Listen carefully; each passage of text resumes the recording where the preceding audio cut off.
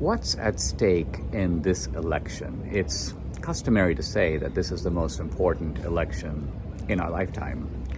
But what does that mean this time around? We've heard that before.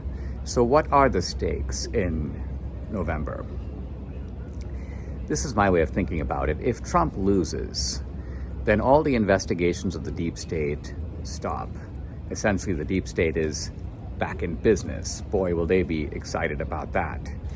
Antifa, in a strange way, I think will be a little muted in the short run. Why?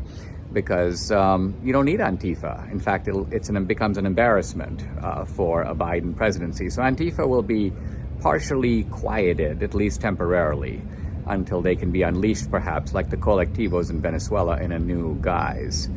There will also be a concerted effort to delegitimize, eradicate, if you will, all vestiges of Trump and Trumpism from public life, an effort perhaps even to go after the Trumpsters. This is what Keith Olbermann recommended. Eradicate these maggots, he says, from public life. And this position, Olbermann has always been a bit of a kook, but this kookiness has now become more mainstream on the Democratic left. So they'll treat the Trump phenomenon as an ugly stain on the American landscape, to be blotted out and also to be permanently erased so that it doesn't happen again. However, if Trump wins,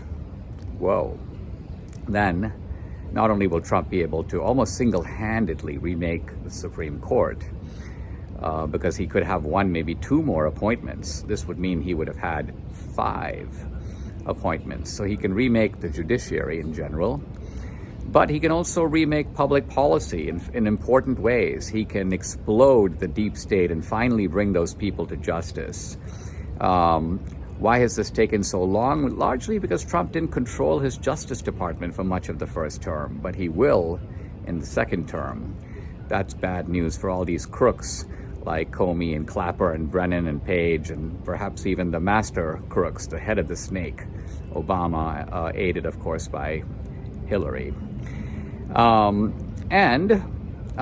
will also be able to produce important shifts in the culture. I noticed this under Reagan. America was a different place in 1988 after 2 terms of Reagan than it was in 1980. And in fact, the Reagan Revolution was so powerful that it didn't really come to an end until 2008, almost 25 years later, when Obama was first elected. So a second term for Trump has very important implications on the upside.